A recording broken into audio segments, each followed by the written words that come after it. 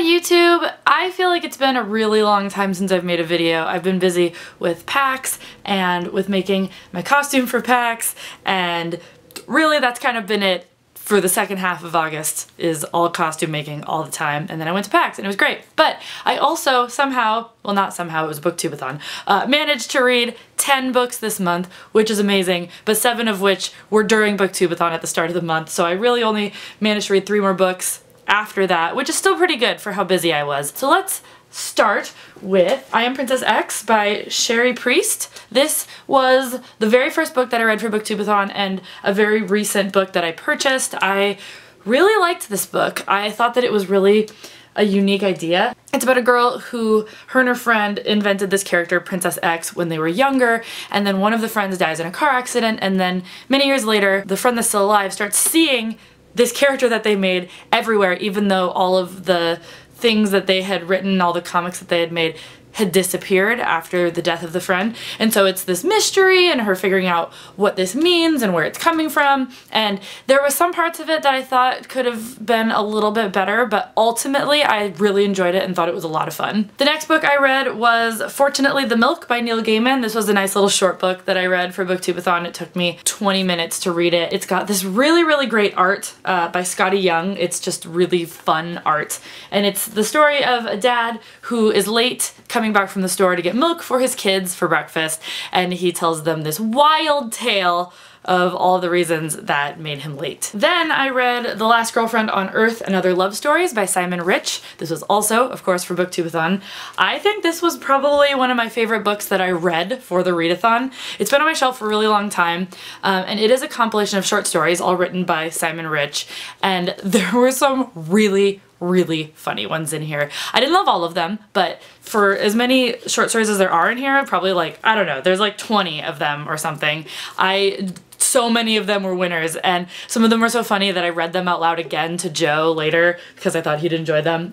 So this was really good and I definitely recommend it. I don't normally love compilations of short stories, but this one I loved. Then I read To All the Boys I've Loved Before by Jenny Han. I listened to this one on audiobook over the course of the week for booktubeathon on my commute. I really didn't like this book very much. I was kind of disappointed because it has a lot of hype around it. People really like it, and a lot of the reasons that people say that they really liked this book just didn't really work for me.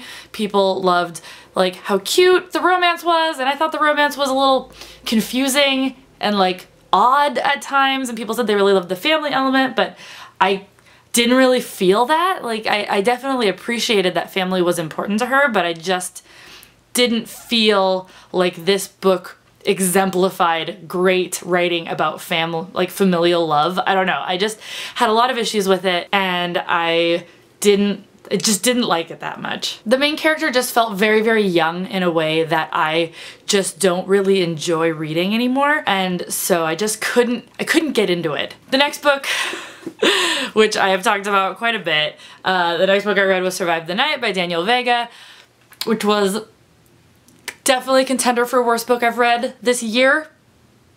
Maybe ever. Buddy read this with 2 of my friends, literally sitting next to each other on a couch, and it was the book that we had to read without putting down, and that was just a miserable experience. It's like a funny memory, but oh my god.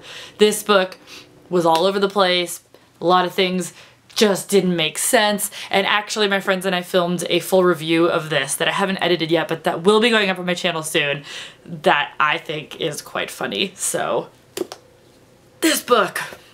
The last book I read for booktubeathon, which was kind of a difficult choice, was Challenger Deep by Neil Shusterman. I loved this book, but it was definitely not a book to be read quickly, and I had to read it very quickly. But it is wonderful. It definitely one of the books that's made me cry the hardest in my life, but I enjoyed it for that fact so much because it just opened my eyes to a lot of things that I have the privilege of not thinking about, and so I definitely recommend you read this book. Just to, like, I don't know, expand your mind. It was so good. Then I needed like a short thing to listen to, so I listened to the Kurt Vonnegut like audiobook of his speeches that he's done at various talks and graduation ceremonies and things like that, called If This Isn't Nice, What Is?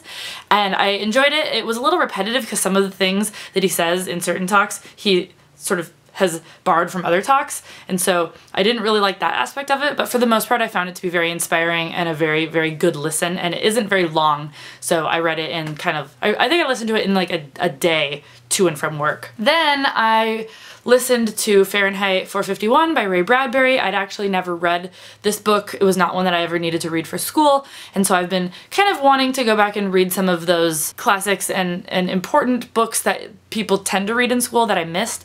I really, really enjoyed the concept of this story. I really enjoyed certain parts of it. I think maybe it wasn't the best book to listen to because I found my mind wandering in some places, and I sometimes got a little bit lost in what was happening, so I'd actually really like to go back and read the physical book at some point, but ultimately I thought that it was really interesting. I thought it was really interesting to read dystopia that isn't sort of rooted in today's trendy dystopia, and so it was really cool, and I'm glad that I read it. Then, against my better judgment, I don't know why I did this, but I listened to P.S. I Still Love You by Jenny Han, which is the sequel to All the Boys I've Loved Before. But what happened was I bought the audiobook and then I decided I didn't want it, so I returned it, and the file never actually left my phone.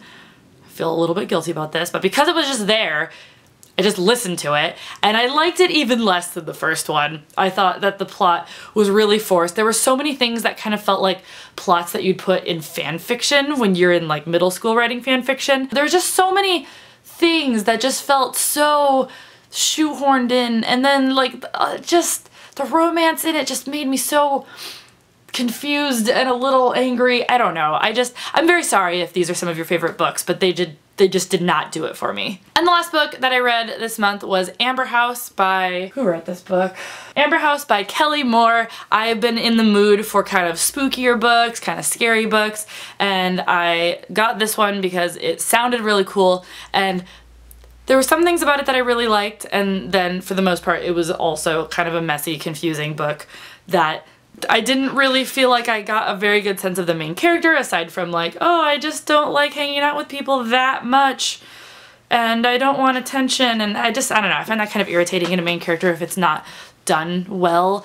And there was like this weird love triangle that like was pretending it wasn't a love triangle but totally was.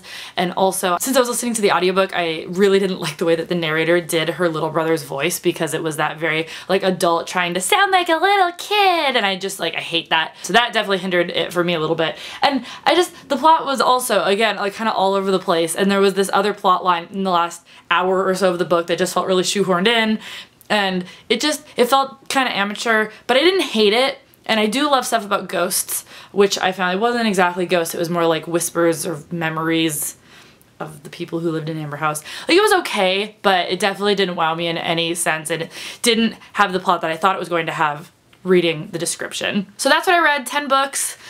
Most of them were good, some of them were not. I'm very much looking forward to having more time in September to get some more reading done, especially physical books, because I've been doing a lot of audiobooks, which I love, but I have so many books up here that I would like to read. I'm still in the middle of The Knife of Never Letting Go by Patrick Ness. I really like this book. It's just been really slow going. I've been literally reading this since like July. So I'm hoping to finish this, and I have the next one as well, and I want to just dive right into that. And I want to read a bunch of scary books to gear up for Halloween, and we'll kind of see where it goes from there. So that's what I've read this past month. Thank you guys for watching. Let me know if you have any recommendations for good scary books, because I'm having a hard time finding ones that are like really well written and stuff. So leave that down in the comments below. Let me know what you're looking forward to reading this month, and I will see you next time. Bye guys!